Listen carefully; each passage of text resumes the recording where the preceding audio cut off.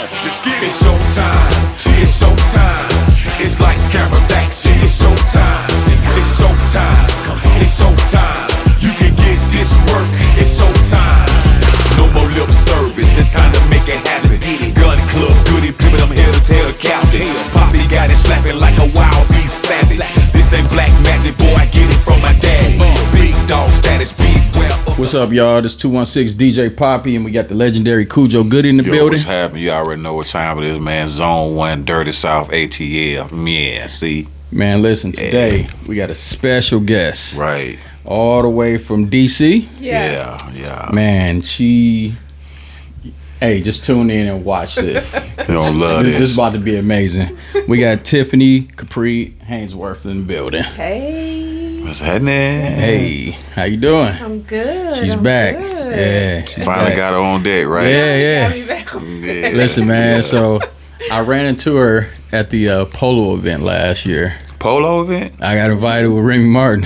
Horses and everything? Yeah, horses. Okay. Yeah. The real polo. Okay. Yeah, my first time ever seeing it. It was dope. Okay. It was nice. Polo in Georgia? Mm-hmm. Man, Joe, it was nice. It was nice. It was something to see, I missed man. out, man. I missed out, dog. Very elegant, man. Really? Yes, like everything. Like speaking of elegant, you know, she got this tequila here, T Capri. Okay. But yeah, man. So I ran into her, right? So I'm walking by, and I see, you know, I like plants. Mm-hmm. So I seen that. I was like, the setup. Yeah. The agave plant. Yeah. I was like, oh, what's that? Let me go check it out. So I see Did you it think it was a pineapple? from a distance. Yeah. Okay. Yeah. That's what made me walk over there. Okay, I was like, maybe she got some pineapple drink. It was hot, too. It was hot that day. It was hot. So anyway, man, I walk over there, you know, introduce myself to her, and she's telling us about this, right? And so at first, I didn't want none. You know, I drink dark Right. cognac. Right. And so she's like, oh, if you like this, then try this. And man, when I had, which one was it? It was probably Añejo. Yeah, when I tried that, man, I looked like, I went about, let me get another one. I think I might have spilled that one or something, because usually some tequilas be biting to me. Right, and it don't make me want it. I hate those, bro. Yeah. I hate like the time we was in Mexico and we was at the airport. We was trying so many, we was like, Yeah. And that's what I was telling her. Right. And so, man, when I tried that, and then I got home and I hit you up, I'm like, yo, I met this lady. She got some really good tequila, and he know I don't drink tequila. Right, nah, yeah, you're I'm right. like, man, she got some good tequila. Wow. But listen, if you don't mind, can we let's take it back, let the people know like where you from, and I just want to know some history before we come on up on it. Absolutely. Again, my name is Tiffany Capri Hainesworth. I am a DC native, born and raised. Okay. Born and raised On the in go-go. Washington, DC. Come on, Yeah. man. You know about go-go. You know DJ Papi. I know, right? Yeah. Okay. Yes. Yeah. Born and raised in Washington, DC. Currently live in Maryland. Okay. Because DC's home. You know, I travel a lot, but DC is home. And I've been in the federal government since I was 15 years old. Very first job. 15? What are you doing at 15 in federal government? Started as a summer aide. Started As a summer aide. You know, I'm 49, so back then, you know, that's when your family can bring you in as summer clerks, and then they can decide if they wanted to keep you on. So I came in as Secret Service. Oh man, Very you got first security job, clearance too? Top secret clearance. wow. Man. Yep. So she don't have no problem getting back in the country. Nah. None of that global stuff. But you got all that, right? Okay. Those the benefits you get with that? Well, no, I have to get that on my own. But, you know, but been in the federal government all my life. Yeah. I've been in the federal government all my life. Started at Secret Service, went to the U.S. Attorney's Office. Wow. Worked 9 years in homicide and narcotics. Wow. Have 3 degrees in criminal justice. Oh man, she's showing out, bro. Yeah. I was trying to get security clearance. So that's how I ended up going to school for information security, right? They was telling me, like, I had this manager, and when I was doing IT, she was like, you picking up this security stuff kind of quick. And so she's like, you should go to school and get your bachelor's, and you can get some security clearance. She's like, outside of that, you either gonna have to go to the military. And I'm a huge James Bond fan, right? So I always like the cool stuff that they do. And in my head, I'm like, oh man, I probably can go on and step on already. Move on over there. Yeah. But no, I didn't go with it. Yeah, listen, it was something that I had to do. You know, growing up in my times, like if you wanted to move your way up in the government, they was like, oh, you have to have a degree. So of course, so like I'm staying in school, getting degrees, so I can work my way up to what school did you University of Maryland. Hey, I did not go to HBCU. Hey, ain't nothing wrong with that. University of Maryland. Hey, okay. Yeah. Are you in any sororities? I'm not, and You look like you might be. I wanted to be a Delta, right? That was my thing, right? I wanted to become a Delta. I thought you were. I did want to be, but life happened, right? Yeah. Like ain't too late. It's not too late. So it's definitely something I'm still considering and thinking about becoming an honorary. Because now, of course, because of I met now in life, I have a lot of them coming to me like, hey, you know, you want to participate. So it is something that I'm interested in. Wow. But when I was going to pledge, in undergrad, I was in a really bad car accident. So December 12th, 2012, I was in a really bad car accident and suffered from traumatic brain injury. And I suffered from grand mal seizures, focal seizures, fatigue seizures, just debilitating migraine headaches. Oh man. My life as I knew it had changed. Right. I had my daughter, you know, she was like in the 8th grade or 9th grade, and we had just got my home built. I'm a single mom, so my life had changed. Like everything that I wanted to do was different. Different. So I was gonna ask you about that. So like, what was it like recovering, you know, through that? I still go through it. It's like I still have seizure syndrome and seizure symptoms, so they emit differently now. So I'm very cognizant of a lot of things. You know, I pay attention to my body. Because things that I think is nothing, and I go to the doctor, they're like, you're having seizures, but it's coming out different ways. So you know, traumatic brain injury is lifelong. That is something that, you know, the brain takes a very long time to heal, but it's still things that happen to you that I know that as a result of this car accident I had in 2012. So if you don't mind me asking, like how old were you when this happened? That was in 2012, so I'm 49. Oh, okay, so that was 2012. What, okay. 30. Something like that. Okay. So I mean, that's really interesting.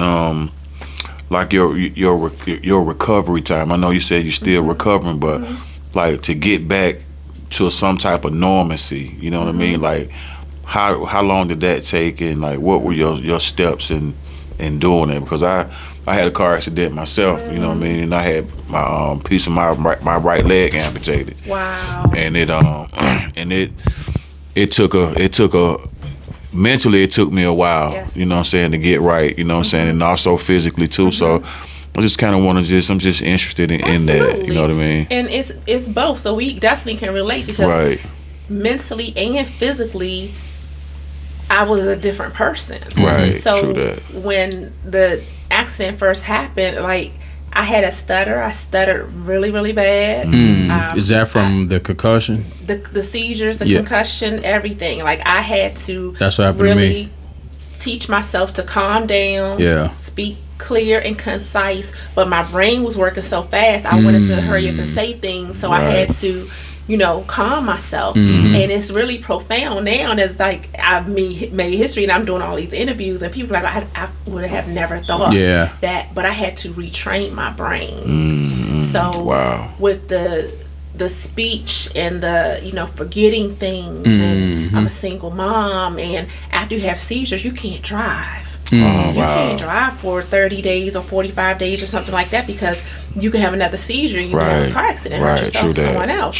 So now I'm dependent on people to help me and my daughter, where I've been so self-sufficient for so long. That physically and mentally and emotionally, that was hard for me.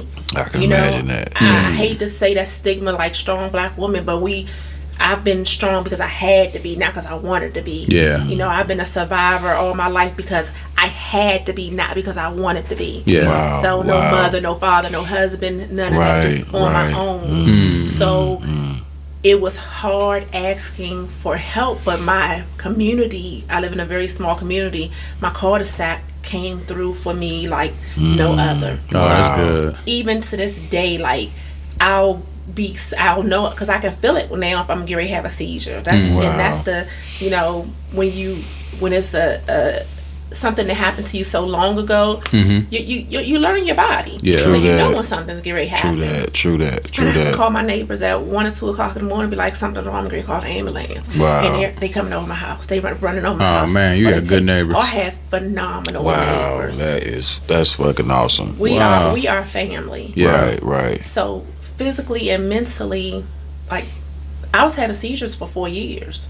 So from 2012 to 2016, I was in and out of the hospital. Wow. Like just in and out of the hospital, having seizures. Just like, wow. It was just the craziest thing ever. Yeah. Wow. And just having to accept that, I was hell bent on not accepting it. True that. When my neurologist was like, "You have epilepsy. You're going to have seizures for the rest of your life." And I said, "No." I said, "Well, you're not accepting that. Because you're not the final say. Yeah, God right. is the final say. True, You're just a doctor that keeps trying to feed me all this medicine. That's making me feel like a guinea pig. Amen. And this is not my life." Right. So did you do homeopathic things? No, I didn't do any homeopathic procedures, or I know there was a lot of things that I could have done, but like what I did, and I wouldn't. My whole story, I wouldn't recommend to nobody. Yeah. I'm stubborn. I pray. I live my life the way I live my life. But my first neurologist had me on so many medications.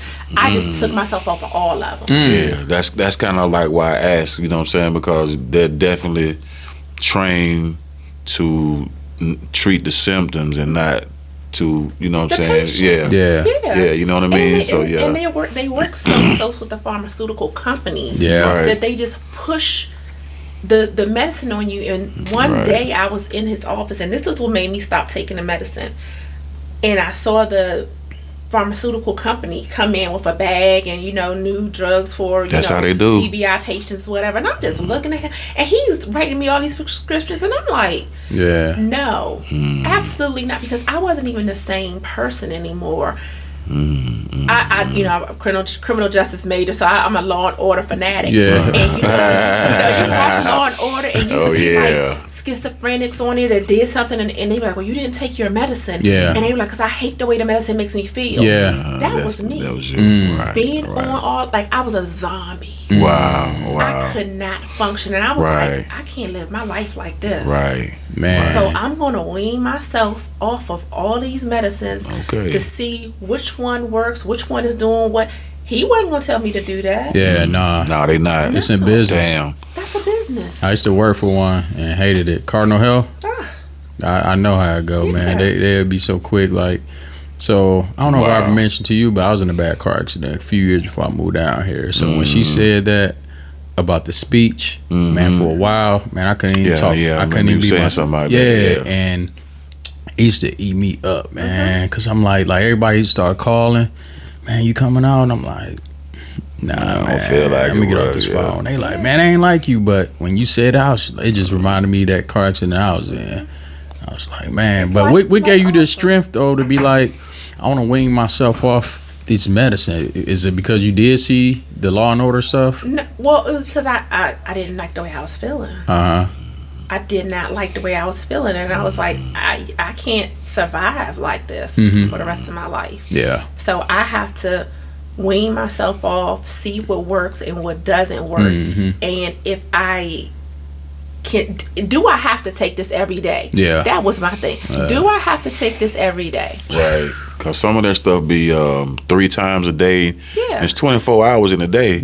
So it's like you got to take shit every 8 hours. It's like, how are you going to function like that? You feel what I'm saying? Because the medicine I was on, Topamax, and all these medications that they relax your brain. So my brain is constantly at a stage of relaxation, which literally had me in zombie-like mode. and I was moving very slow, which normally like I was moving like I was on it, and I wasn't doing that anymore. So I was just like, nice. Okay, this is not it. This is not what I want for the rest and the best of my life. That's right. And that's right. I was always one that had girls' night in my house. So I was always in charge of the boozy treats and boozy desserts and all that stuff. So I was like, I'm just going to start baking. Yeah. I'm going to start baking again and create my little gourmet treats company. Used my desserts with liquor and everything. Because I had to occupy my mind. Yeah. True that. Because if I didn't, I would have started getting depressed and giving up and everything. So I just had to start doing other things. So I gravitated to baking again. That's what I mean. That's going to be my next question. Like, how did you transition from that to getting into the spirits? And I think you started hitting on that with the baking. So is that's the thing? That's how I started getting into it. So I was making like gourmet cocktail bears, which I trademarked and named them Boozy Bears. My attorney didn't think I would be able to trademark it, but I did. So I was making handcrafted gummy bears made from wines and spirits. Wow.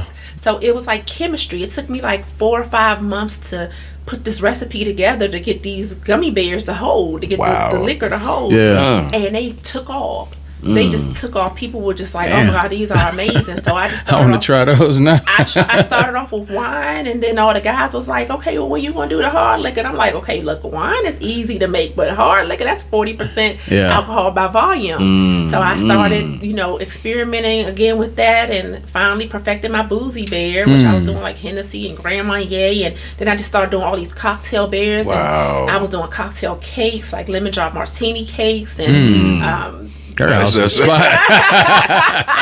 sweet potato Grand Marnier cakes. Oh, come on, not sweet potato. Oh man, I was doing all the things with liquor. Wow. And I was like, I'm using so many other people's liquor. Yeah. I want to see if I can get my own just for my treats. Damn. But I like tequila. So I researched where tequila was made and found that it was only made in the highlands and the lowlands of Jalisco, Mexico. And I jumped on a plane and went out to there, Mexico by myself. Damn, you just like, I want to go to Mexico. I went to Mexico. She a soldier, bro. Listen, when I tell you, like I said when I started this whole conversation, I would never tell anybody to do the things that I did. But I didn't have anything to lose. In my mind, I could die today or tomorrow. My neurologist had already told me, if you hit because when I had my seizure, I fell and hit my head. So I gave myself an additional TBI. Wow. He was like, if you, hit your head again and have a seizure, you may go into a coma. So in my mind, I was just like, you know what? Life is not promised. If I'm going to take this chance and do this. If it work, it work. If it don't, it don't. And I went to Mexico and I met with like a tequila broker. Timeouts. Hold on. Because I'm up here like, this like a movie in my head. So my mind blowing. So do you speak Spanish? No. So I had my phone. I had my translator, and I was literally talking to them through my phone. Would not recommend. Listen, when I tell y'all the things that I had TBI, I got traumatic brain injury, so I wouldn't recommend anything. I do not speak Spanish. Yeah, no. That's awesome. I mean, I'm up here thinking she just speaks Spanish. Met a plug. I mean. Technology right now, man, is just so out of this world right now, man. The same thing. I had somebody come to my crib, didn't speak no English, but he'd get on his phone and do this right here. Then we'll go right here and do the same thing, show it to him. Yeah, it's a wrap. You know what I mean? It's a wrap. Yeah, so the first 2 or 3 times I went to Mexico, I did that. But when things started getting really serious, I one of my girlfriends was like, no. Because like I was freaking my family out. Like, I was going to Guadalajara by myself. Guadalajara, Mexico. They was like, ma'am, like, do you understand what you're doing? That's why I'm over here like, this is like a movie, man. Hey, when you say that, when you feel like when you know that tomorrow ain't promised, bro, it's like you take a chance, man, and you get to move, and it's like And what am I waiting on? You know what I mean? It's now or never. Let's go. You know what I mean? Now or never. Yep. Right. So that was my mentality. I understand that drive. I totally understand I'm gonna do it. And none of my friends, nobody wanted to go with me. And I'm like, I'm not gonna wait on y'all. And I was like, okay, I prayed for it. I'm gonna do it. I'm gonna go. And like when you get to Jalisco, when you get to Guadalajara, the agave fields on the distilleries are like maybe 3 hours from the airport. So you're driving up mountains. And you rented a car? No, Oh yeah. So I had the one guy that I met. He was with me the first 2 times. Yeah, okay. And then I met another guy like that. Again, my story, I would not tell anybody to move the way I was moving. Man, I'm seeing a movie in my head. My background criminal justice, so I'm very aware and alert. So I bought a satellite phone. So I got the big phone with that big antenna, got a tracker on it. And I'm telling everybody all my locations, everything. I'm like, listen. And I honestly told people, I said, listen, I'm going into uncharted territory, doing things that I don't know about, and I was like, if something happens to me, just let it happen, because that's what it's supposed to be. Because now we're thinking about movies and things that go on, and like I'm just like, listen, if it's gonna happen, it's gonna happen. If it's not, I'll be home. That's right. So when you was going through that, did you just like? I mean, I know you had to. This is probably the answer anyway. You just had positive. Like everything was gonna go right. Like you didn't think nothing negative. Probably after like maybe the first or second time or something like that. I'm a very vigilant person, right? So I'm always aware of my surroundings. Like even being here, like I may not know my address to my house, but I can give you landmarks to get to where I'm staying. And that's the criminal justice mindset. So I've always been like that. Okay, that mountain got a red cap on it. This volcano has this on it. This store was right here. So if I'm texting somebody, I'm telling them like, this is my path, this is where I'm going. So it was a journey. It was beautiful. So I'm enjoying the sights, because it's not like you going to a beach and it's an ocean. Like this is volcanic soil. These are agave plants that's like this high. Like I'm mesmerized. Oh, you saying volcanic soil? So they're inactive volcanoes in Jalisco, Mexico. So they're like, I thought they were mountains. Oh, those volcanoes. And so those are volcanic soil. That's volcanoes. I'm like, wow. Right. So like I'm intrigued now, and I'm just intrigued by what's going on and learning. Dang, you did this by yourself? I did it by myself. But I mean, she in criminal justice, it's like your fear factor is. You know what I'm saying? It's just like, I mean, and you watch Law and Order, so it's like, you know what I mean? It's like, ain't no. I think I've been prepared for so much. Like, my life has been a journey. True that. And I've endured things that a lot of people haven't. Like, that accident was actually like my 3rd time when I knew the enemy was trying to take me out. So, like I said, my first job was Secret Service. My high school sweetheart and his brother were murdered when I was in high school. I was supposed to be with him, and I wasn't. And that's what really made me focus on criminal justice and working in homicide and all that. And I worked at Secret Service. I got offered a job at the World Trade Center. Turned it down. Towers came down. Wow. Then I got in a car accident. And so I said, you know what, God? Clearly, it's something I'm supposed to be doing. Because my life was spared 3 times. Right. Clearly, it's something you want me to do. Man, this made you stronger. It made me stronger. It just made me stronger. It made me more resilient. It made me like saying, okay, always asking God, what am I supposed to be doing? What am I supposed to be doing? Mind you, the whole time I'm in Jalisco, I'm just going here to try to get some tequila for these gummy bears. That's it. I just want to get a small batch for these gummy bears. Nothing, me not thinking it's going to be a big brand, me not knowing that I'm the first woman in the world, not knowing any of this stuff. Dang. Find a small family-owned distillery. Wow. Like, how did you going so big, man? Yeah, I mean, yeah. So like all this wanting to make your own gummy, have your own liquor and your own spirits and your own pastries, your own thing. Cause you to go all the way to Mexico. I just want a small batch. Yeah. You know what I'm saying? I ain't trying to go big. Just need a little something. Yeah, she probably only wanted it for the weekend or something. That's big, man. I just wanted a couple 100 bottles to save, like, a couple hundred. Yeah, you know what I'm saying? It's like when I made my gummy bears and my cakes, I'm like, but I'm using my own liquor. Own stuff. You know, right? Because my company was Tea Capri Gourmet Treats. So I was like, okay, Tea Capri Tequila, Tea Capri Gourmet Treats. We're gonna put it together. That's it. That's all. I just need a small batch. So that was my mentality. But again, God is always like, nah, bigger. Like that's not what I said for you. That's what you said for you. Wow, man. So when I met this distillery, and I knew what I wanted because I've always been a tequila drinker.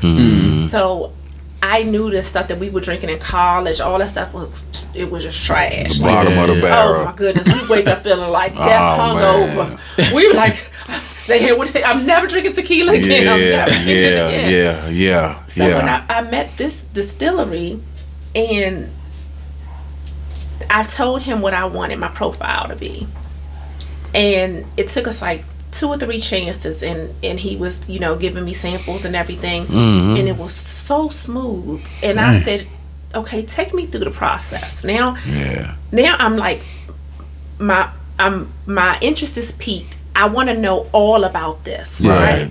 So he says, well, my distillery, we don't use any additives and preservatives. We're kosher certified.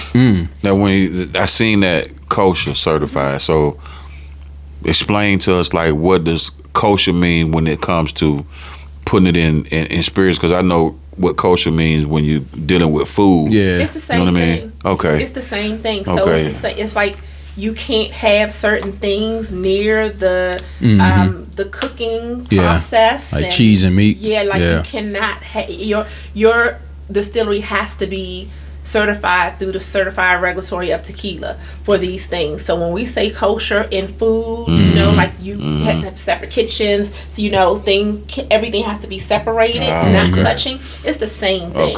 Okay. It's the same thing with the spirit industry. Okay. So that was just amazing. That was just something I had never heard it said like that. Kosher, you know what I'm saying? Because I'm used to hearing kosher food. You know what I mean? But I didn't know that either. That's with interesting. Alcohol. Yeah, I know about food though. Yeah. Because a lot of Jewish people. Yeah, I should work in there. They have certain parts of the year they have to have kosher, just like the kosher wine that they have. Yes. You know what I mean? So that kind of like, oh, okay, that's what's up with that. And it opens your category. It opens. Like I said, my tequila's for everybody.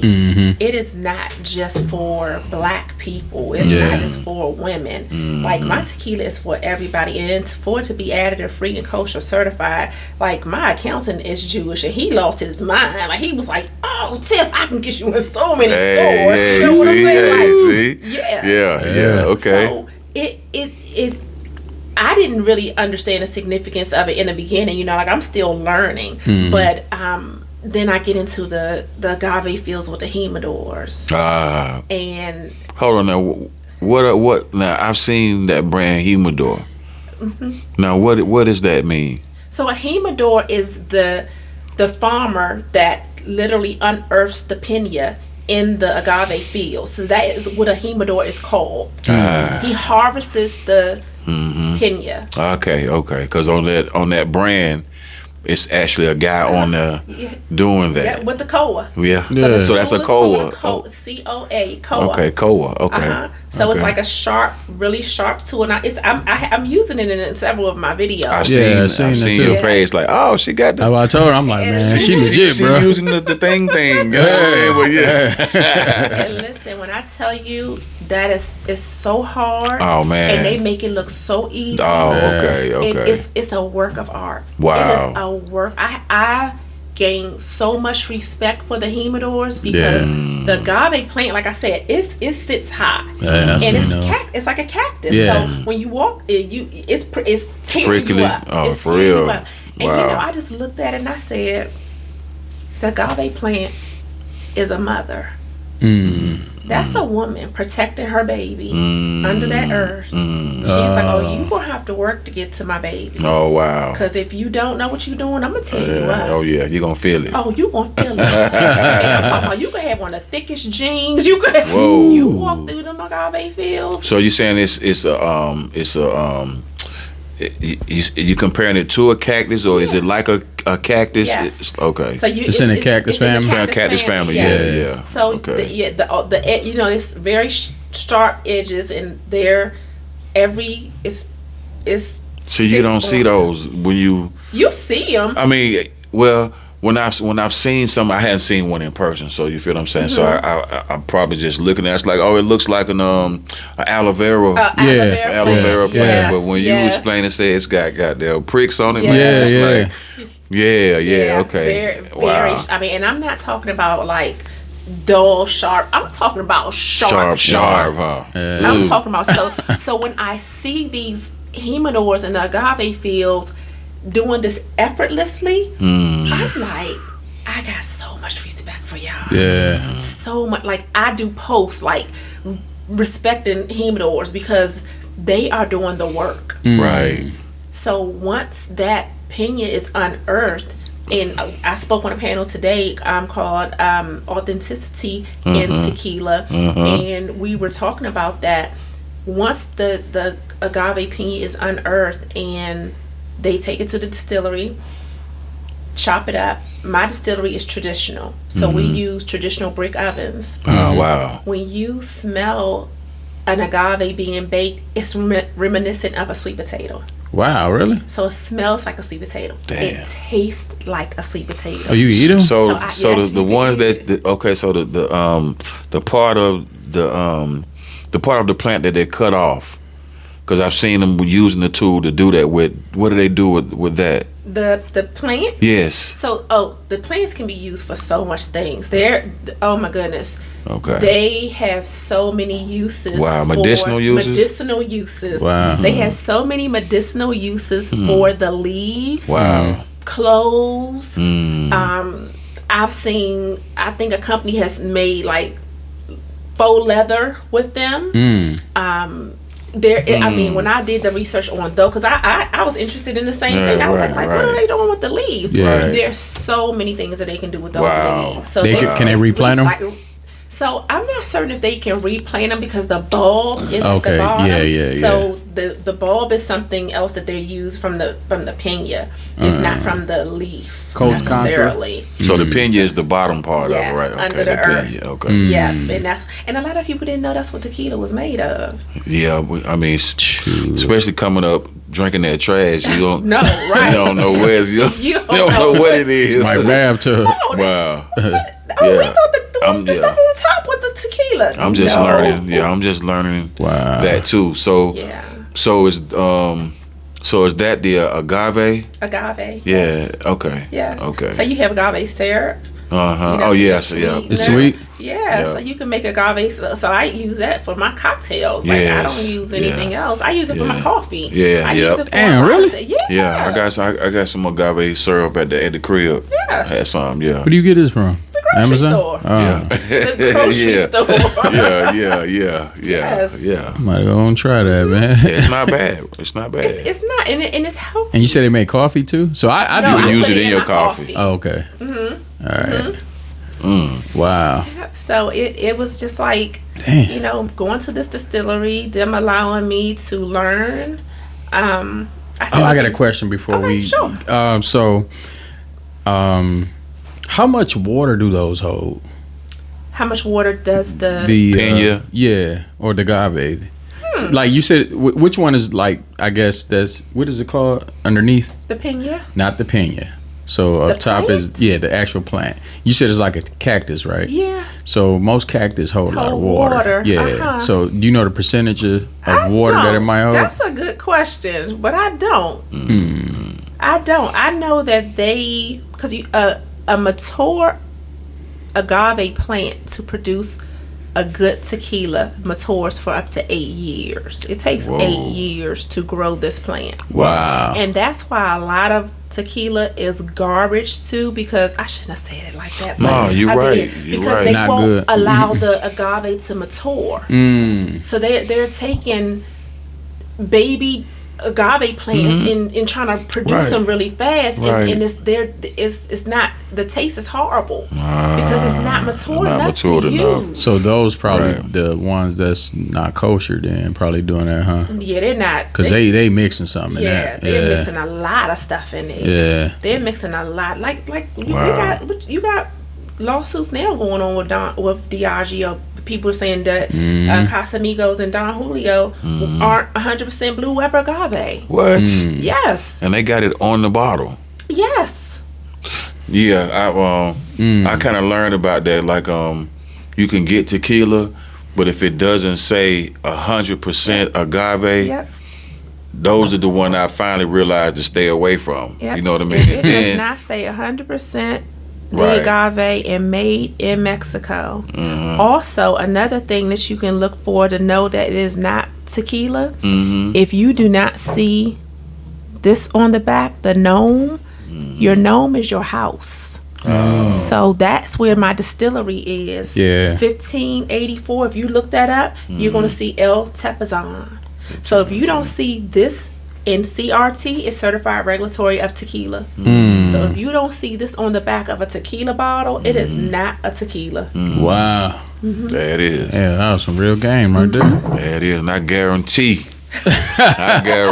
them was that I was like, no. Because, okay, let me ask you this. So you I'm looking at everybody liquor now, man. So blue agave, Blue Weber agave. Okay, so is that the main substance? So I didn't know if it was another color, or it's just blue What agave. you mean color? They're green. Okay. They just call, because if they're green but in different shades, they can look like turquoise. Okay. Yeah, but they're called Blue Weber agave. Okay. Because I see some of them don't have blue agave. It just says 100% agave. Yeah, it was Blue Weber agave. That's from the region of Jalisco. Okay. So that's what they're supposed. So mine doesn't say blue agave on it. Okay. It just says 100% agave. Yeah. Yeah. So you're not gonna. I'll say 7 times out of 10, even 6 times out of 10, you're not gonna see that on a tequila bottle, Blue Weber agave. No. Well, yeah, I've seen it said blue agave. I've seen a few say blue agave. So I was just kind of just wondering if that was a factor or something like that. No. Okay. So is all tequila made in Mexico only? Only. Oh wow, I did not know that. So if, like I said, if it's not on the bottle, so what you will have is an agave spirit. So you'll have people ship over tequila from Mexico in vats, and then they'll add whatever they're going to add to it and bottle it here in the United States. Man. But it cannot, because every batch of tequila that leaves a distillery has to be certified by the Certified Regulatory of Tequila. Has to be. And if it's not, you cannot call it tequila. It has to be called an agave spirit. Oh, okay. Yeah. Okay. God dog, man. She about to make me like tequila, man. Like learning. That's awesome, man. And especially to hear that you're the only black woman, you know what I'm saying, with your own tequila. I am the only black woman to solely own a tequila company. Man, that is amazing. And I emphasize on solely because you have a couple of tequila brands out here that are co-founded by a lot of people. A lot of Caucasian people. True that. You know, and if you are not 51% or more ownership, you're not a woman-owned brand, a black-owned brand. You have to have majority ownership. True that. Wow. True that. So I don't have any co-founders, co-owners, partners, anybody. I was the first. I am the first black woman to go into this by myself.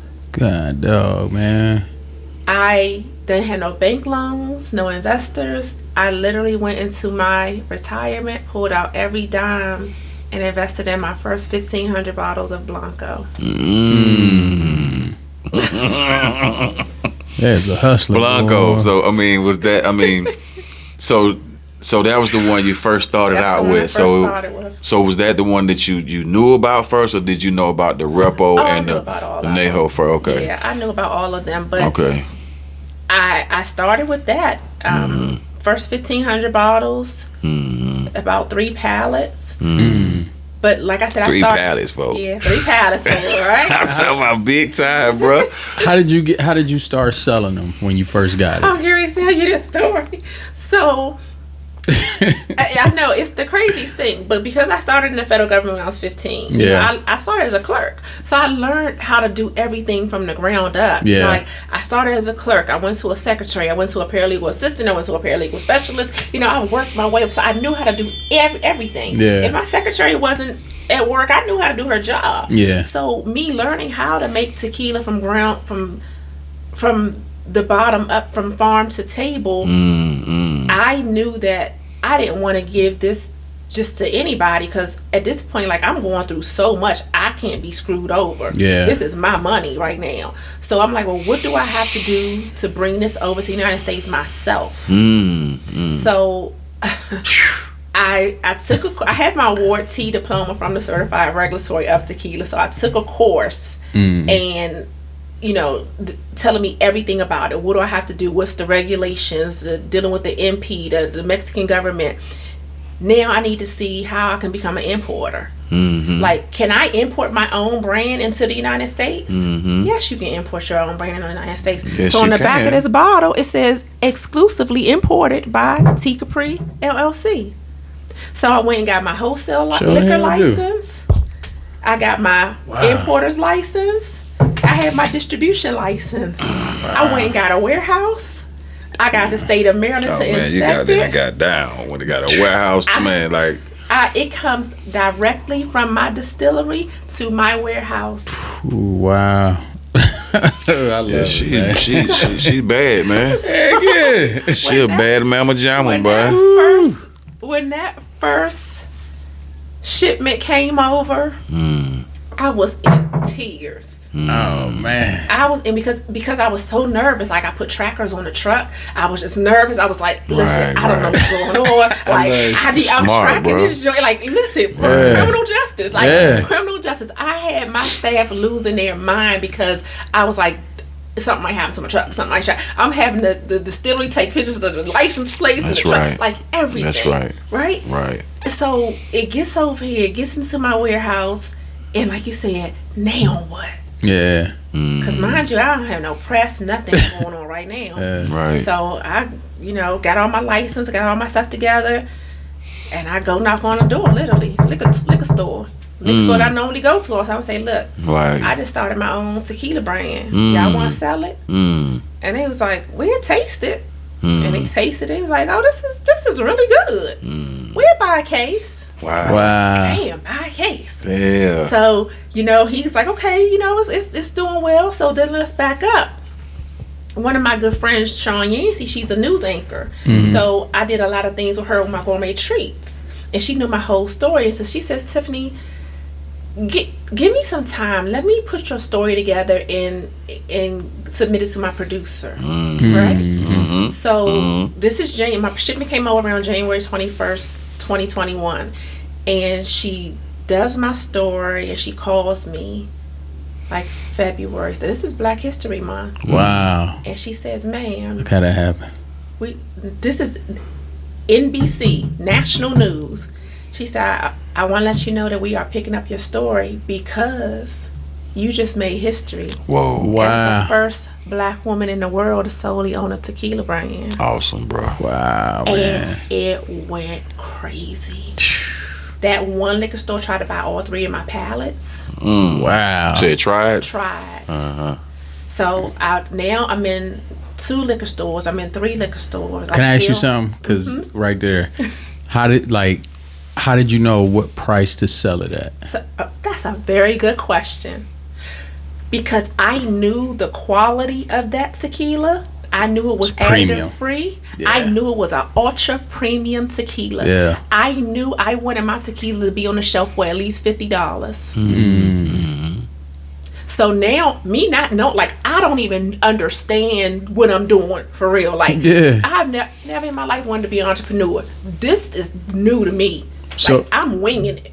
So when you came up with that price, did you go home and like have to do the math? Like, it's 50. I'm gonna need to sell this for this to make this. Of course. So of course, I'm wholesaling it to the liquor store. So I'm not selling it to them for $50 a bottle. I'm selling it to them for way cheaper, so they can put it on a shelf for $50. Right, so they can make their money. They make their money, right. And then that was another obstacle I had to deal with. Now that I'm dealing with a lot of men. Yeah. And that's what I was about to ask next too. Yeah, they're like, well, they started monopolizing off the success. So they kept going up on the price and kept going up on the price and kept going up on the price. Damn. And now I'm like, because now my customers think it's me. Yeah. They think, my consumers think, oh, Tiffany made history, now she going up on her price. No, I'm still selling it to them for the same price, and they going up to the point where I had to call the comptroller of Maryland to say, like, is this legal? Can he do this? And they said he is pushing a fine line by going up on that price the way he's going up on that price. But him still not listening to me. Being greedy, man. Being greedy, way greedy. Still not listening to me tell him who I am. He says, well, let me I want to talk to the owner. I said, you thought I was just the delivery girl? I said, I told you that I own this.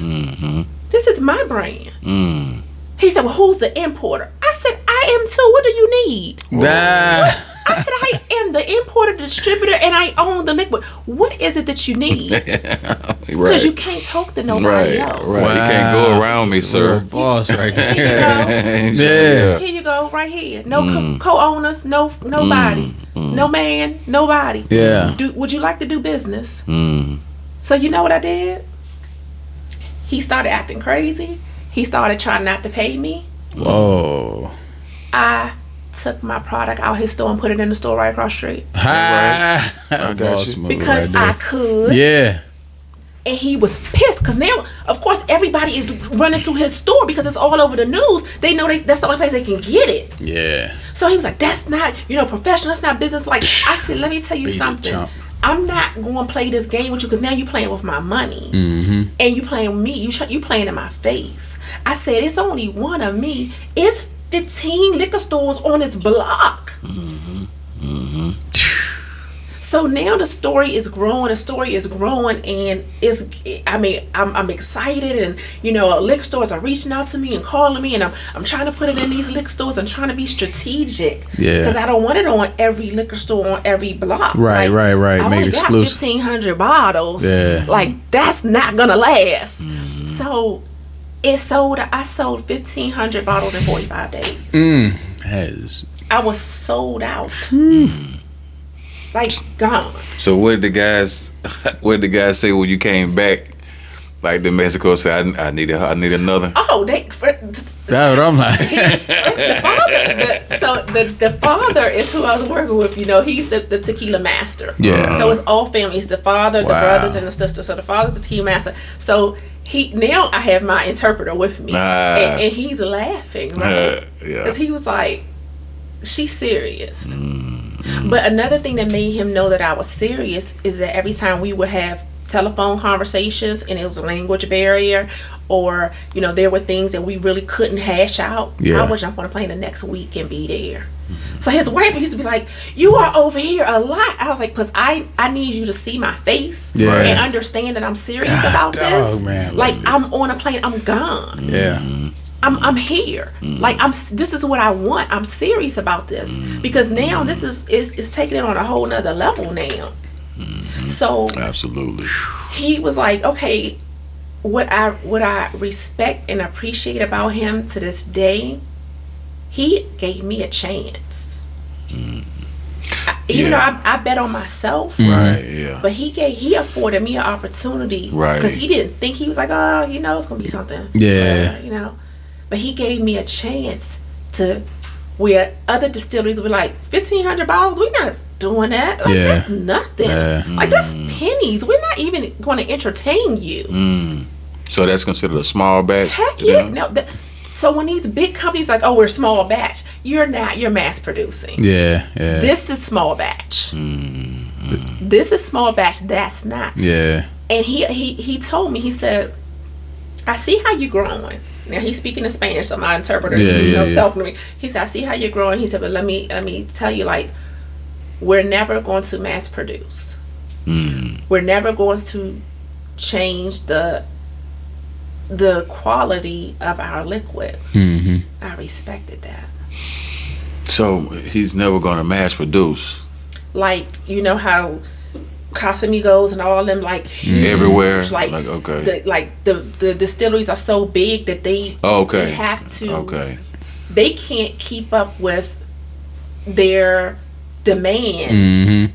And in order to keep up with their demand, guess what had to change? It's impossible, the though. Quality. Yeah, that's why everybody getting them headaches. That's why he said, like, I'm not going to compromise. The plant got to grow. Right. I'm not gonna compromise my recipe. Yeah. Right. And I respected that. Okay, that's what that means. Yeah. Okay. Interesting. I respected that. I was like, okay, because in my mind still, this is a small company. Yeah. So I go back for my re-up for my Blanco, and I said, well, same amount. The same amount. 'Cause I'm just taking the money and putting it back in, right? Yeah. But then I says, well, I want to get a repo. So I just take my money from my repo and I'm like just reinvesting everything into my company. Just taking that Blanco and aging it. I said, well, age a couple barrels of the Blanco for me so I can have my repo next year. That's the next question. So aging. Yes. So I take it that it takes, I guess, how long does it take to age the Blanco? Blanco's unaged. That's your that's your purest form of tequila. Really? Yes, unaged. Unaged. Okay. Yep. Okay. So to get the repo, it has to be aged. It has to be aged. So when we're saying aged, what do we mean? That means you're taking your Blanco and you're putting it in our distillery. We use white oak American whiskey barrels. And we age them. Normally people age their tequila for 3 months. I aged mine for 6 months, my repo. So I took mine longer than a normal person would. So that my repo's aged for 6 months, and then my añejo is aged for 15 months. Yeah. Añejo. This is my baby too. Like this is my baby. This is one of my favorites right now. Okay. So that's aged for 15 months when normally people will age it for 12. So when you're saying whiskey barrels, because I've noticed some of the tequila that say it's aged in whiskey barrels. So is that just is that the norm? Like is whiskey barrels? Yes. Is that the name they call it, or that's what they age in whiskey in? No, it's whiskey barrels, but it depends. Like I said, white oak American whiskey barrels. Right. It depends on what region your barrel's from, and that changes the taste of a lot of tequilas too. Depends on what kind of whiskey. So the wood is a part of the aging and the taste, where you're getting the color and the from, taste too. and where you getting the taste from. Yeah. Yeah. Because I was talking to this I think he was Mexican, and we was at a Mexican restaurant. I was asking him about which quality of tequila was the best quality. He was really downplaying the Blanco. Nope. He was like, that's the worst part of the tequila. I was like, what? I don't know if he was trying to make me get the repo or the nigga or whatever. Yeah. But this, let me tell you something. It should not go from the best, like your añejo is your best, and then your Blanco should be your best, and it should get better. Wow. You have a good Blanco, then you should be like, man, like everything else, I can't wait to taste everything else. If the Blanco, because people, Blanco has such a bad rap. It's so harsh and it burns. Or it's a shoot, or we gotta take shots with it. Yes. But if you have a clean sipping tequila, you're not gonna get that. Like that Patron is ugh. Oh yeah, that's wow, Oh, Dad. I mean, when we Yeah. talking about the Casamigo, Everybody can. the one that the Rock had. Terramana. I mean, like, whoa. The one that I have tasted that's pretty good is the traditional 100% agave. It's made by Quavo, but it's a different quality than all the rest of them because it's so many on the shelf. It's like, damn, which one which one did I get? You know what I mean? And you got some stuff on the top shelf that you think is good, and it's just disgusting, man. I mean, because it's pricey and it's on the top shelf. Does not mean, I mean, oh man, that's what we were talking about today. That's what took me away from that stuff, man. I'd be like, why is this biting like this, man? Right. I'm like, I don't want this. Let me ask you one. It was a new tequila that I tried. Mezcal. That's not a tequila. It's not tequila. Mezcal is in a I love mezcal. They pushing it off as it's not tequila. That's not tequila. Okay. Mezcal is a entity of its own. So where tequila is made from blue Weber agave, mezcal is made in a whole different region. Tequila's made in Jalisco. Mezcal is made in Oaxaca. Where's that? It's in Mexico. Okay. But it's a whole different region of Mexico. Okay. And it's a whole different species of agave. Okay. So you get that smoke. It's cooked differently. So I want to work on the mezcal soups. I have to go to Oaxaca to learn again, like I did with the tequila. But it's cooked differently. It's smoky. Grown differently. Everything. And I love mezcal, but it's not a tequila. Okay. Yeah. Okay. We're learning a whole lot on this. It's in different regions.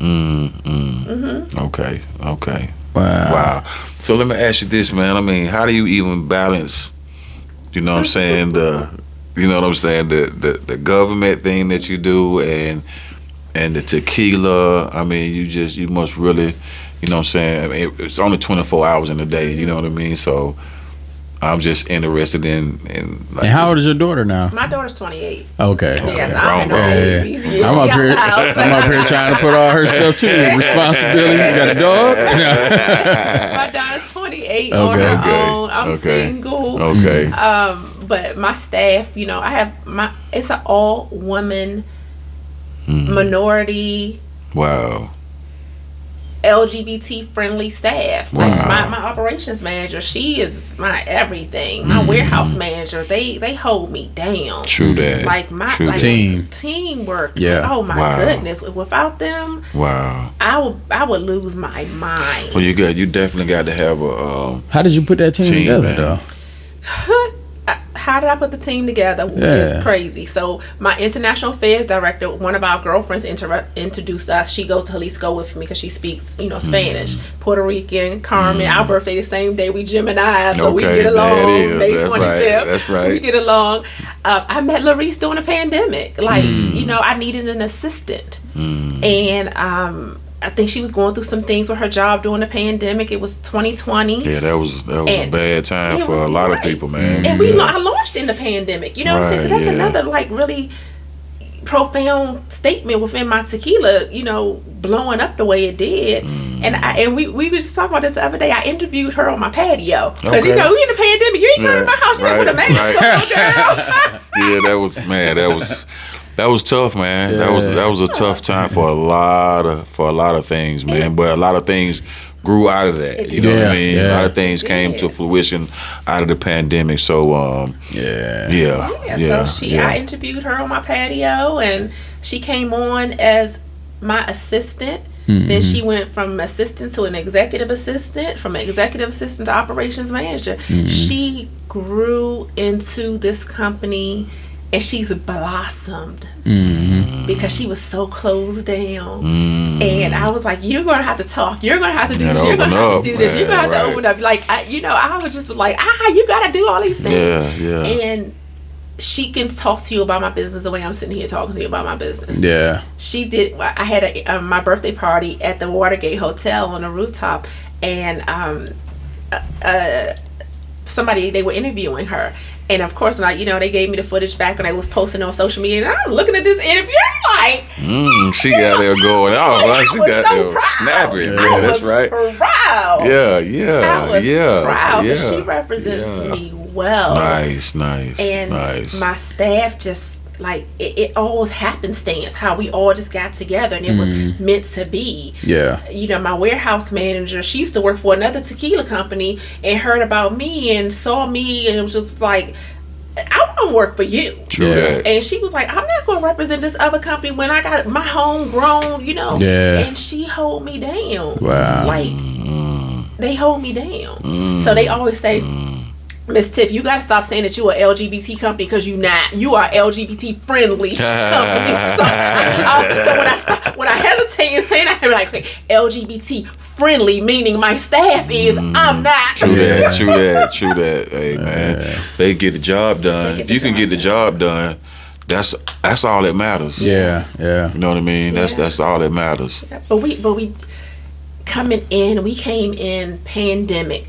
Couldn't do tastings. People will buy my tequila, taste unknown. We came in when George Floyd was murdered, so that's when all the DEI stuff was coming in. So we were getting bombarded, because I'm checking all the marks: black owned, woman owned, LGBT friendly. I'm checking all the marks. So everybody's bombarding me. Oh, my tequila's at MGM, my tequila's at Total Wine, because they were coming to me. Because that's when all that DEI stuff was going on. Yeah. So that was another blessing for me during that time too. Is that some doors that I didn't even have to go knock on, because they was seeing me on. I made Forbes, on Essence, Ebony. Shit. I'm all over the place. And then like folk coming to you. They come to me. You ain't got to go to nobody. Like they see what you're doing. Like the news. I mean, it was NBC. Yeah, NBC. I was on the Today Show. The Today Show. Oh, that's early, right? She had them best promotions, man. Yep. So I was grateful and blessed. But we all know, like in this industry, people see something one day, then they forget about it the next day. You gotta keep showing up. Face. You gotta stay in their face. That's what anything. You gotta keep putting in that work. So I am exhausted a lot, because I do a lot of work for my federal government job. But you still have time to continue to chasing your dream, right? Yeah, because I'm just like, I say the same prayer now that I prayed when I was going over in Jalisco. I said, God, if it's supposed to be, it's going to be. But if it's not, I accept it. Yeah, let your will be done. Let your will be done. Because guess what? If he told me today or tomorrow, okay, this tequila thing is a wrap, and I'll be like, okay, but I made my footprints in this earth. Like, my footprints are already in this earth. People are going to be talking to me. You got me in history books. I'm in the history books. I was a Black History question at Apple. Ah. I was one of the Black History questions. Really? Yes. So I can say Alexis, who was the first tequila black woman. You don't know. So I tell my operations manager all the time, I don't deal with Alexa and all them people, so I don't know what they do. I'm pretty sure they would. Pretty sure they go goddamn say Tiffany folk. They got to. I be like, Larice, turn that stuff off in my house. Don't have it in my house. Turn it off. I don't be saying turn the lights on, Alexa. I don't say, hey Siri. No. Siri. I know she work for the government. So listen, I'm the same way. I don't want none of that. I can tell you I'm Googleable. Yeah. I guarantee you, say Siri, what's the best tequila? Well, they gonna say T Capri. Yeah. Keep saying it, they can say it, right? Yeah. You gotta keep I'm saying it's gonna be popping up on our phones. What? Hey, I'm saying that, man. I'm saying put it in the that. atmosphere. I'm saying it. It's out there. It's out there. Like I told the panel I spoke on today, and I'm saying this quite often now. We as a culture, we made these other brands popular. Of course. We made them multi-billionaires. Man, We're of course. putting them in our songs, our videos. We putting them in we as a culture did that. Right. If our people came together for me like that, hey Joe. Oh my goodness. I know what we need to do. Hey. I know what we need to do. It's just like you said, like young bloods, right? Once they started talking about Patron, that shit started flying out the shelf. It was sitting on the shelf with dust on it. Yep. Time they said somebody, man. Yep. Chew, in Cleveland, what was that wine? Rossi? Carlos Rossi. E40. My dude made a song about it. Everybody in Cleveland buying them jugs. Hey, man. Everybody. It was going crazy, man. Yeah, you're right. We make things happen. We make things happen. Yeah. We make things happen as a people, as a culture. Yeah. We do that. And I've been saying it so much. Like, you know, I'm from DC. I'm like, this is my city, y'all. Like, come on. Y'all know I've been talking about additive free since I launched this tequila. I've been talking about the purity of my tequila since y'all know my tequila good. Like, you know it's better than the rest of that stuff. I know it is. I can tell. It's like, okay. Yeah. So let me ask you this now. What made you choose this type of bottle? So that's a very good question. And I chose that bottle because I wanted to stay traditional. You know, you see all these people now making these gaudy bottles and, you know, just tall and big. It just don't even make sense. And my distillery is a very traditional distillery. And I still wanted to pay homage to my distillery. I did not want to go just something crazy, and it was respect. It was respect when I started doing my research in traditional tequila bottles and just the tradition of it. And this is what I handpicked. I handpicked these bottles. I handpicked these tops. I handpicked everything because it's traditional. And also, even if you go to liquor stores now, because it's so oversaturated. Yeah, sure is. People pay. Shelf space is crazy. Like, you can't get shelf space. Crowded. So if you got a big bottle, they don't got nowhere to put it. Yeah. They can put my bottle anywhere. Yeah. Okay. Come on now, strategic thinking. Okay. Hey. It's strategic thinking. So the same spot where your tequila is made, they had the bottles too. They bottle too. Oh wow. Okay. Your tequila has to be made, bottled, boxed, and packaged in Mexico. Wow. To be called tequila. I get it. You cannot bring it over here and bottle it yourself, because then they can't say it's authentic. It's authentic. True that. They can't say that. True that. So if the distillery is not, like I said, every case that leaves that distillery, the certified regulatory of tequila comes in every time a shipment's going to go out and inspects that shipment. So they do a taste test with that too, or I mean, like they sample everything. They inspect it, and I'm not certain what tools they use, and I don't want to reference the wrong tools, but they ensure that it is what it is, leaving out of that distillery. Okay, I bet that. They ensure it is what it is. That's him. Yeah. That's interesting, man. That's a real interesting story, man. For real. I appreciate. I'm just honored to even just hear that. You feel what I'm saying? Because you've heard things about how tequila is made, but you're getting the source from the source. You know what I mean? It's an awesome thing to know. I'm telling you, when I walk past her, I'm like, man, I call him. I'm like, so I do investigations too. I told her I was all through your page. I'm like, she legit, bro. No doubt. When I seen her, when I seen your page, and what's the tool called again? The Koa. Koa. I saw her with the Koa, with a foot up on the Koa, man. I was like, oh no, she's serious, bro. She dead ass, man. Dead ass with it, man. I wanted to learn. I wanted to be able to. It wasn't just slapping my name on a bottle and saying I did it. Right. It was about education. It was about educating my consumers and not giving them garbage. True that. There you go. I think that's how good stuff's supposed to be, man. You go and learn what it is, your product. You know what I'm saying? And can't nobody tell you nothing. Right. Man, I learned a whole lot. I can't wait for somebody to try to run some bull crap on me. Hey, I'll be at everything, looking at everybody like their address. This ain't real, brother. Yeah, bro. We good. Hey, get that out of here. It is real. You gotta know what you gotta know what you're doing. Yeah. You know what I'm saying? Whether it's eating or drinking. Yeah. Yes. You gotta know what the hell you got them. What the hell you doing? What you're consuming. You feel me? So now to consume something that's that's kosher. You know what I'm saying? No additives in it. You know what I'm saying? That's even better though. Man, I'm talking about.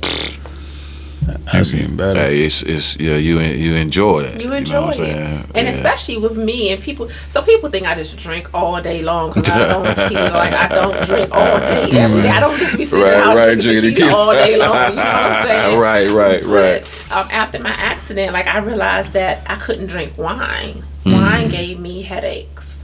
Wow. So like whatever it was in wines, I didn't care if it was red, white. I don't care if that bottle cost $100, $200. It just gave me a headache. And so I was like, well, let me see if I can even drink tequila and see if it is going to affect me. You know, and that's when I stopped taking all the medicines. Like I was off everything.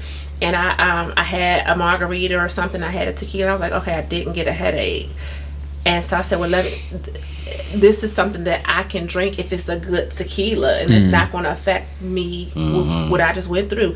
And then, of course, trying to go back and say, okay, let me try this wine again. Can't do it. Yeah, wine has a lot of sugar Sulfates in it. and sugars and stuff like that, and I couldn't do it. Yeah, nah, I feel you on that. But you can drink. I want y'all to taste it and get to taste it. How we gonna taste We got to start with the Blanco. Okay. We got to start with the Blanco. I can open this? It's open. Oh, I think okay. Larice took the top. She took the plastic off of it. So pretty. Oh no, it's a cork. Dook.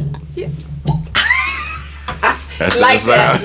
that. Let it sound. Dook.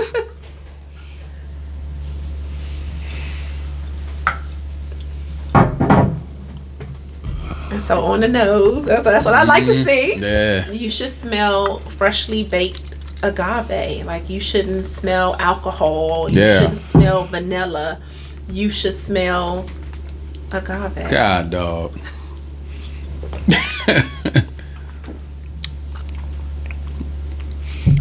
That Big Daddy Kane right there, that smooth operator. Come on now, Big Daddy Kane. Yeah, it's got a nice taste to it. Yeah. It don't burn. Yeah. I'm telling you, man, all them tequilas I used to try, I'm like, I'm good, man. So that's your repo. That's aged for 6 months in American White Oak whiskey. Man, this will look good next to my gold Beamer. I got a classic one. I'm over here like, man, I take some pictures with these.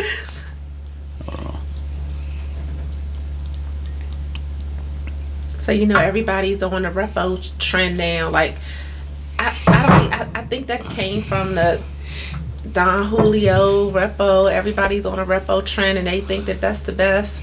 I think my operations manager liked the repo better. I personally like the Blanco and the Añejo. Yeah, I like that. Did get better. It should only get better. Ooh. And I got tough skin, so y'all can tell me if y'all don't like it.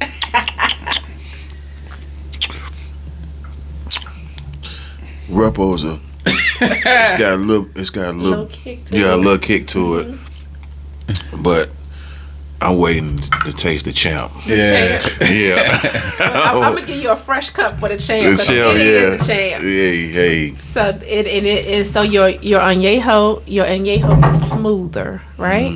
So as You got another fresh cup? No, here you go. I gave you this is yours and this is his. So it gets smoother as it ages the longer. Man, this will look nice And next to that's- the black suit. My days. First the gold beam went out of the black suit. Man, it's elegant. You know what I'm saying? It don't look all goofy and crazy like a cone head or something. And that is absolutely my favorite. That is absolutely my favorite now.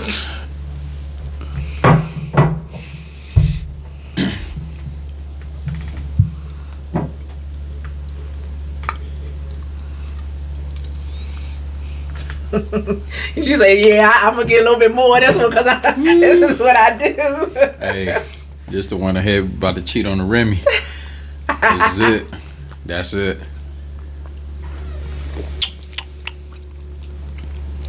Yeah. I told you. That's the one. That boy like a thief in the night is. I bet, man. Chill too, bro. Yeah.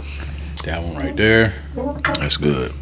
Yeah, That's one of my favorites. I'm gonna go That's and hit good. Total Wine up. That's good right there, man. I'm impressed. Thank you. Told you. I'm impressed.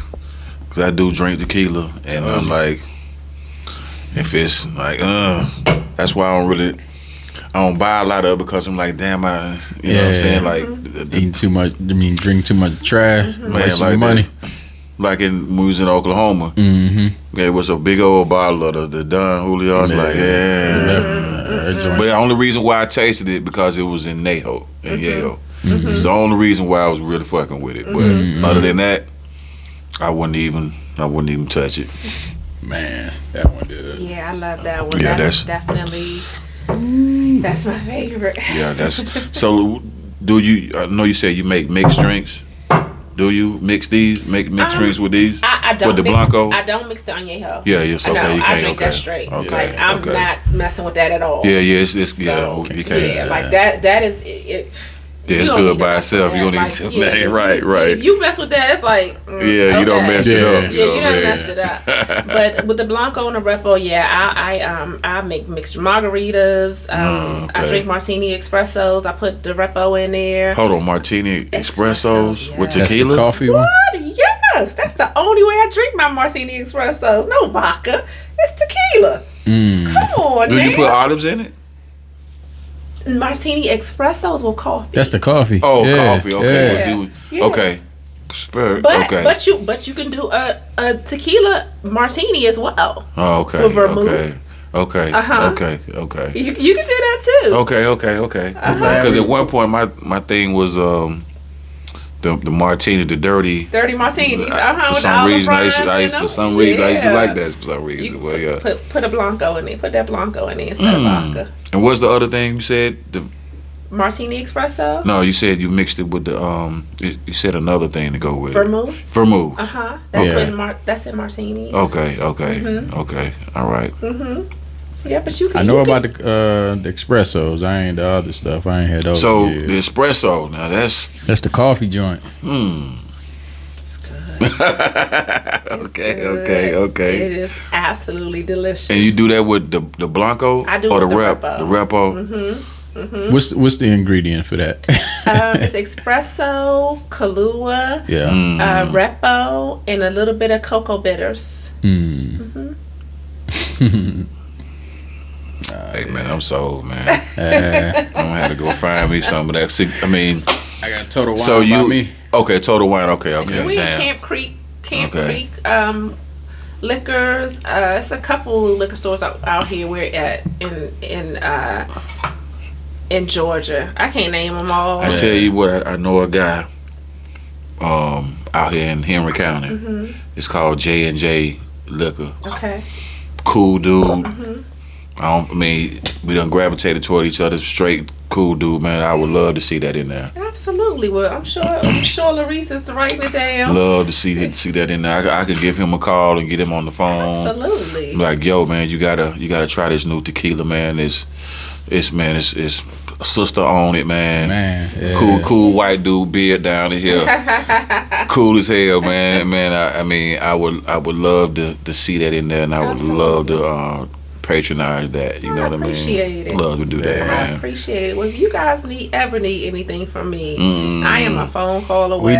We need this to be our first sponsor for. Hey, this is our first. I wanted him to. Hey, I already know what it was. I wanted him to taste it to see what he thinks. Sponsor for what? Like we need this to be like a part of our podcast. The show T Capri. Like this is it. What'd you think? Nah, I mean I'm just still impressed with the nail. That boy, I told you. You know what I mean? I told you. That boy. I mean, I told you, man. The Blanco is smooth too. Yeah. The Blanco is smooth too. I think the Repo has a little bite to it. Yeah. A little bite to it. I agree. But when it gets smoother, when you go down to the añejo, and it's it got better. It's enjoyable. You know what I mean? Thank you. I ain't just saying that. I'm just. Like I said, I got tough skin. So, okay. If you be like, I don't like it, I'm like, no way. You know? No. I'm okay with that. Like, I can take it. No. You shit. You good with me. I mean, like I said, the Repo is a little got a little bite to it. A little bit more harsh than the Blanco. But like I said, once it gets down, that boy came in like, Yeah, that's it right there for me. I mean, I knew it. You know what I'm saying? Like, I tasted it at 12 months, and I was like, nah, that's not it. I said, age it a little while longer. Damn. And they aged it at 15 months. And when they aged it at 15 months, I was out there. So I got a chance to taste it as soon as it was at 15 months. And I was like, stop. That's it. Wow, that's tough because you got to have that patience to be like, okay, I got to wait 15 months for this, and then extra months for this one right here to get the best out of it. I mean, I'm impressed. I am. Man, it's one of the toughest things I've done in my life, but it's I get a lot of gratification out of it from true tequila drinkers that appreciate. Oh yeah. Appreciate what I've done and the purity of it. So that's where I get my gratification. Hey man, yeah. Of course, when you make a product, man, and it's you see the expression on people's face, and then it's like, oh man, That's it. Yeah, Birdman Hainesworth. Like, hey. They happy. Nice, man. Oh, yeah, this is it, man. Well, I appreciate you guys for taking the time to talk to me. Yeah. While I have been here in this city and again being in front of hip hop legends. Man. Come on now. Oh, man, thank you. Like, man. music I grew up off of. Man. That's important to me. Man, DC was one of my favorite spots to go to when we performed, because I think we performed there with maybe the Roots or the Fugees with a live band, and DC and then but matter of fact, my wife's damn their whole family's from DC. Get out. And when you start saying Maryland, I was like, man, that's yeah, man. So when I tell her, it's like, yo, man, she's from DC. She was like, oh, really? She is? I'm saying Maryland. They probably Maryland? cousins or something. Don't even know it. Hey, man. But awesome, man. Your story is beautiful. And you do not look anything like what you went through. I do not look like what I've been through. When I tell you, I don't look like what I've been through. But I can imagine. This is what we do as black people and as a people. We gotta keep pushing. We keep it moving. We keep it moving. We survivors. We survivors. Stop us and you tell me no, I'm gonna take pictures and show you how to do it. Well, you listen, know what I'm saying? I'm gonna tell you right here on camera, I'm going to get this. Hey. Well, y'all keep y'all bottles. Y'all can keep man, we got to flip for that one. So we got to flip for that one. Nah, you can get this. I sure, man. I'll get that one. But yeah, I'm gonna bring it back. But I just feel like I have to support her because I know her. Of course. I don't know the owner of Remy Martin. Right, true that. I'm about to go on and switch so we know over, our first owner. Yeah. First owner of Tequila, a spirit. I mean, just straight up from the bottom to the top. You know what I mean? Owner. So we can say that we know the fucking owner, bro. You know what I mean? So I feel you on that. Yeah, I feel you on that. that. I'm up here again amazed all over again, tasting that like damn. And that's so profound that you said that too, because like when I do my meetings at MGM and we kind of go through our issues with like what's going on with y'all, like why haven't y'all ordered? And one of the managers up there, he tells them all the time, he says, y'all can't call now one bottle on that wall and that owner's gonna be right here every time y'all call her. And every time we need her to speak at conferences, speak at events, do things, do staff training, she's here. Not her staff, she's here. Like, that's profound. How many our operations manager made a very valid point too. She was like, Miss Tiff, they can't even talk to the owner's executive assistants because you got to go through levels even to get to them. That's right. Man. But here we are, and here I am, because it's important to me to be able to reach out to my community, my people, and talk. And like, this is my story. It's real, this man. It's real. This is my story. This is what I did with my hard-earned retirement money. Like, if this tequila, if God says, okay, this is it for you today, I can walk away from this scot-free. I don't owe nobody. That's big, bro. That's why I got to get behind it, man. I don't owners are sitting. Oh, we gotta talk about this. We gotta discuss this. What do we do? That's big. It's just me. I'm big. the only decision maker. That's big. Yeah, that's some boss stuff, man. Yeah, that's some boss stuff, and, right? And with me, man, I try not to be funny, but I like cutting out the middle, man. Of course. I need to talk to the owner. Whole Frank Lucas on him. Yo, I'm dead serious, man. I'm switching over, bro. You think so, for real? You switching over? Yeah, like, man, listen, from his Remy. Yeah, I mean, he's a Remy guy. That is my shit. Yeah, he's a Remy guy. And one of the other reasons why I do like it is I can wake up like 3 in the morning, 4 in the morning, no headache. No headache. But I sip, I chill. Yeah. I ain't doing shots. But I like this. Our hashtag is you can sip with us. That's my hashtag for my tequila. Oh, wow. You can sip with us. Sip with us. Nice. Cause it's not, we ain't shots. No, Yeah. Sip, especially that with that Neho, you can sip that. He like you ain't gonna get that in your I already know. That's why I said go and take it. Blanco good too. I'm gonna go. Listen, go and take it. Go and take it. I'm gonna go buy one though. I'm gonna bring one. We gonna have one on the show. Yeah. You got another one of these? Well, I do. I can send it to y'all. All right, we just want to. We can ship it to you. We just want to represent. Yeah, we like definitely put that thing up, man. We got to. We got to, man. We got to do some radio drops.